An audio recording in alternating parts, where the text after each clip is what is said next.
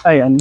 So guys, everyday routine na din natin itong ating mga alagang manok. Siyempre yung mga alaga nating baboy, kailangan natin silang ah, pakainin. Siyempre parang tao din yan. So mapapansin guys, medyo malinis na ating paligid. Bagong tabas. So ito, napakasukal nitong area na to. And itong ating avocado ay namumulaklak na. So ilan na lang yung mga manok natin. Pero sige, tawagin natin.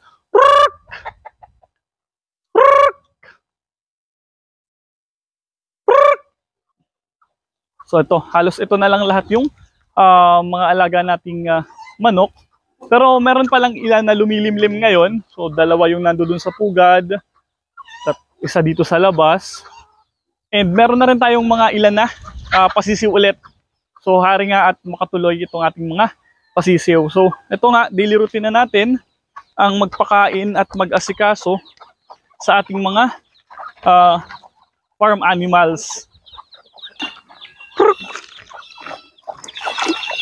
So yung pakain natin ngayon sa ating mga manok, yun na rin yung pakain natin sa ating mga alagang baboy. Since lagi din naman silang nasa labas, so hindi na rin natin masyado pinapatuka ng marami. Kasi nga, nakakatuka naman sila ng sariwa kapag nandyan sila sa labas.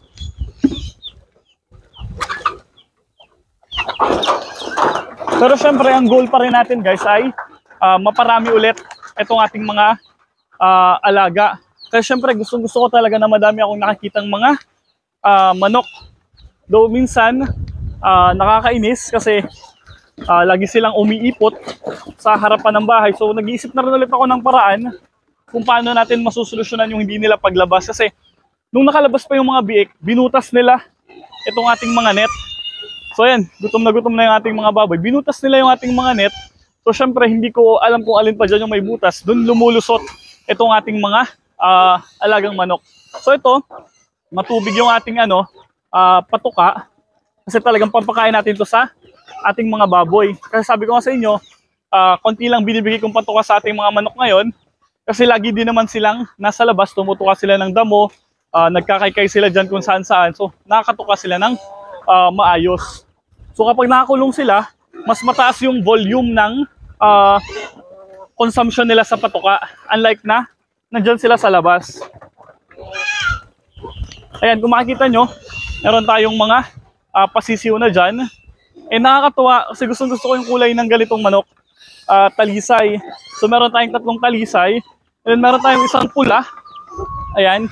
So kinatay na natin yung yung 2 pula pa nung nakaraan, nung nagdaang mga holiday. Kinatay na natin yung ibang manok. So sabi ni Mrs. katayin daw itong isang talisay na malaki. Sabi ko wag muna kasi nga gusto ko yung kulay niyan. Gusto ko yung mga manok na mapuputi. Kaya bala ko sanang ikulong yung talisay at saka yung mga puting inahin natin para makapag-breed ako ng mas madami pang talisay. So to, dagdagan natin yung tubig para naman sa ating mga alagang baboy. So ayan guys, kung mawala na naman tong isang baboy natin, so kailangan na mapapasok ulit natin to dito. Sinira niya yung kanyang kulungan. So nagagalit. Alis ka dyan.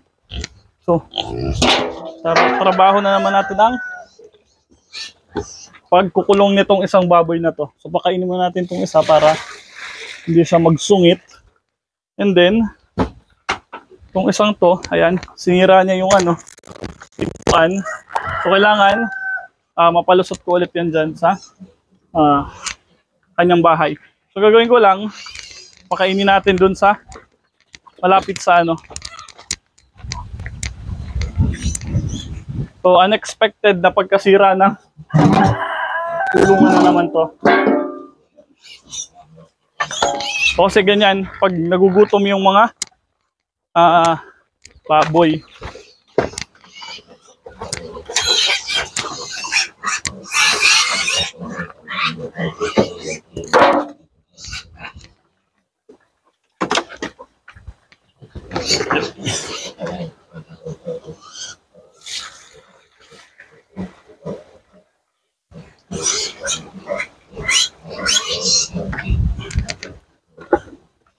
Pipilitin natin siya ngayon na pumasok. Yun. Ayun. So napapasok naman agad natin. Nakakainis lang kasi nasira niya yung kulungan.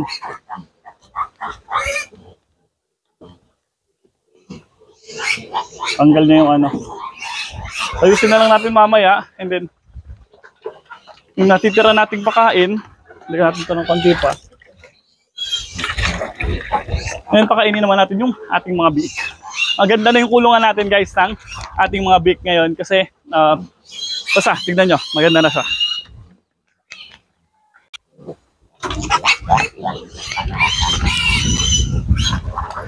Ayun, sabi ko guys sa inyo na maganda na yung kulungan natin. Napakatatakaw ng mga biik na to. Yan, so sementado na yung area na to. So konti na lang yung natitirang lupa para pag tumae sila or umihi, dito may ipon yung dumi nila.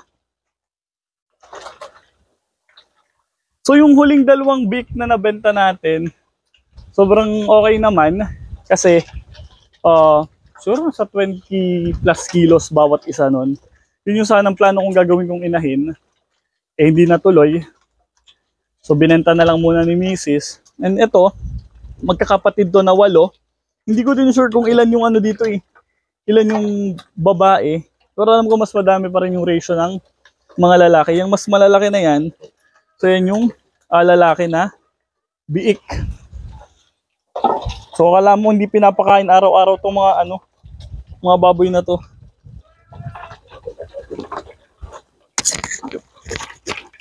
Pero araw-araw mo naman pinapakain.